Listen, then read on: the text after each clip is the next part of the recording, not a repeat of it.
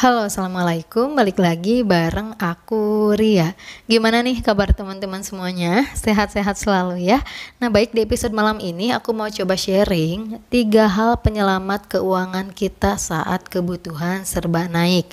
Nah, buat yang pengen tahu pembahasannya, boleh simak tipsnya di video ini sampai selesai. Tapi sebelum lanjut, aku mau ngasih informasi dulu nih buat teman-teman yang lagi nyari alat nabung, misal celengan target, dompet disiplin, atau binder untuk budgeting. Boleh banget klik keranjang yang ada di layar atau langsung aja ke deskripsi. Di sana sudah ada linknya.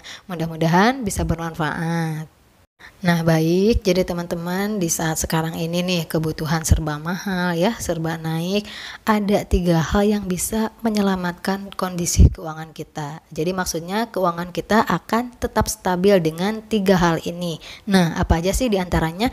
Yang pertama yaitu kebiasaan hidup hemat. Dengan punya kebiasaan hidup hemat, insya Allah kita tidak akan terlalu kaget ya menghadapi situasi yang seperti saat ini. Harga kebutuhan serba naik, serba mahal. Nah, kalau kita terbiasa hemat, nggak boros, kita nggak bakalan terlalu pusing ngatur uang. Kita bisa menyesuaikan diri ya, karena biasanya orang hemat itu pandai untuk menyesuaikan diri. Kalau ada uangnya untuk memenuhi keinginan, ya dia memenuhi keinginan. Kalau nggak ada uangnya, nggak jadi masalah. Yang penting apa? Kebutuhan dan menabung bisa terpenuhi ya.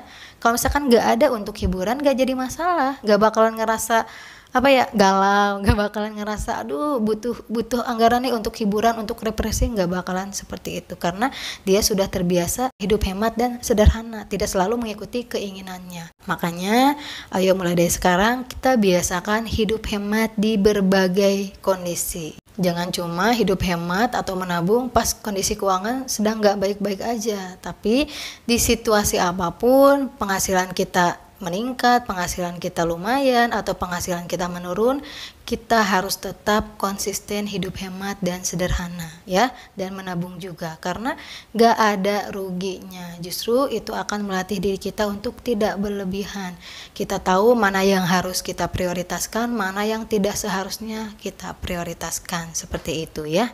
Kemudian yang kedua, hal yang bisa menyelamatkan keuangan kita saat kebutuhan serba naik yaitu tidak bergantung pada satu sumber penghasilan.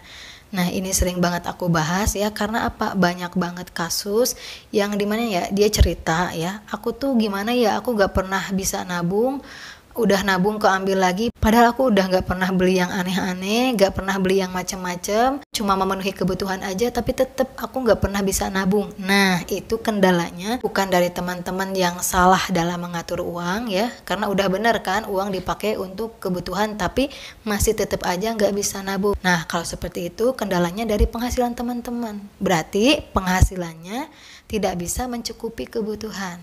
Makanya teman-teman coba hitung ya, tiap bulan budgeting, aku tuh total penghasilan berapa ya. Misalkan udah dihitung-hitung total penghasilan 3 juta, terus dihitung lagi nih total pengeluaran atau untuk kebutuhan sebulan sama 3 juta. Ya kalau plus kayak gitu pasti gak bakalan bisa nabung ya, gak bakalan bisa nabung, karena yaitu penghasilan sama dengan pengeluaran ya, sama dengan kebutuhan.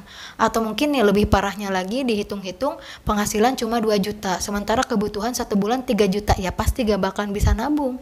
Yang ada malah apa? Malah ngutang. Karena apa? Yaitu kata aku tadi, penghasilan lebih sedikit daripada pengeluaran atau daripada kebutuhan. Solusinya gimana? Harus mau mencari penghasilan tambahan, jangan hanya mengandalkan satu sumber penghasilan ya. Jadi budgeting itu adalah cara ya, atau mungkin upaya apabila penghasilan kita itu sudah cukup ya, sudah lebih besar daripada pengeluaran kita, tapi kita nggak bisa nabung. Nah, kita budgeting agar uang lari ke jalurnya masing-masing, sehingga pengeluarannya terkontrol dan uang bisa ditabung sebagian ya. Itu fungsi dari budgeting. Tapi kalau misalkan penghasilan teman-teman memang nggak seberapa, lebih besar pengeluarannya atau kebutuhannya, mau dibudgeting gimana pun pasti bakalan susah ya, karena memang nggak cukup ya. Kata aku tadi, solusinya harus mencari penghasilan tambahan, jangan hanya bergantung pada satu sumber penghasilan, seperti itu. Kemudian yang ketiga, hal yang bisa menyelamatkan keuangan kita saat kebutuhan serba naik yaitu memiliki tabungan dana darurat. Nah, dengan kita punya tabungan dana darurat itu bisa jadi bekal ya, lumayan sambil nunggu kondisi keuangan stabil lagi. Misalkan nih sekarang penghasilan segitu-gitu aja atau mungkin penghasilan nurun sementara harga kebutuhan serba naik. Taruh kata nih penghasilan itu cuma 3 juta rupiah, sementara pengeluaran tiap bulan itu 4 juta rupiah. Nah, yang kurangnya 1 juta rupiah itu kan bisa kita pinjam dulu atau pakai dana darurat sambil menunggu kondisi keuangan stabil lagi ya, sambil menunggu penghasilan meningkat lagi. Nah, kalau kita nggak punya tabungan dana darurat sama sekali, ya pasti ujung-ujungnya ngutang, nyari pinjaman sana sini, boro-boro mau bayar utang. Kan penghasilan juga segitu-gitunya ya, untuk kebutuhan juga kurang, apalagi untuk bayar utang, pasti utangnya makin menumpuk. Nah, itulah pentingnya punya tabungan dana darurat. Penghasilan kita sedang menurun, kalau kita punya bekal, punya tabungan dana darurat, kita bisa pergunakan tabungan dana darurat tersebut. Makanya jujur ya, aku paling kurang suka ya, kurang setuju istilahnya kalau ada yang bilang ngapain sih kita nabung, ngapain numpuk-numpuk harta gak bakalan dibawa mati. Aduh, aku nabung dari dulu sampai sekarang, kata aku juga gak pernah nyampe numpuk itu tabungan, tapi alhamdulillahnya apa, kondisi keuangan selalu stabil ya. Pengeluaran dadakan itu pasti akan selalu ada teman-teman ya. Aku pribadi gak tahu sih kalau teman-teman semuanya, cuman sepengalaman aku pribadi, pengeluaran dadakan itu selalu ada. Makanya kalau nggak membiasakan nabung ya, nggak rutin nabung, nggak maksimal nabung, ya pasti uang tabungan akan cepat habis ya. Bener gak? Kita sering nabung aja kadang keambil lagi untuk pengeluaran dadakan, apalagi yang nggak nabung. Jadi jangan ada istilahnya ngapain nabung, soalnya nanti juga nabung keambil lagi. Aduh, kalau nggak nabung bakal lebih parah teman-teman. Kita butuh uang, nggak punya tabungan, ujungnya nyari pinjaman, terlilit utang, pusing. Mendingan ibaratnya kita nabung keambil lagi daripada kita nggak nabung, butuh uang, nggak ada yang bisa kita ambil, nggak ada yang bisa kita andalkan ya. Jadi mulai dari sekarang tanamkan di pikiran teman-teman nih, aku nabung bukan niat untuk menumpuk-numpuk harta atau niat untuk pelit sama diri sendiri. Itu adalah bentuk ikhtiar agar aku dan keluarga bisa hidup layak dari waktu ke waktu kalau punya tabungan ya. Ada yang bisa kita andelin. Masa kita mau ngandelin terus orang lain ya, atau mungkin orang tua atau mungkin keluarga, kan kasihan ya, mereka juga punya kebutuhannya masing-masing. Jangan dibebani sama kita.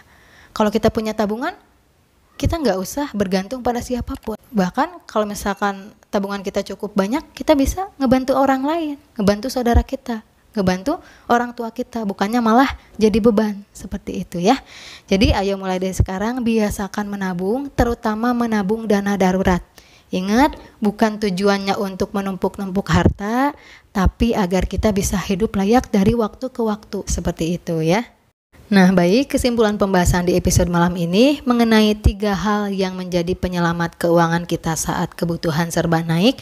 Yang pertama, kebiasaan hidup hemat. Kedua, tidak bergantung pada satu sumber penghasilan.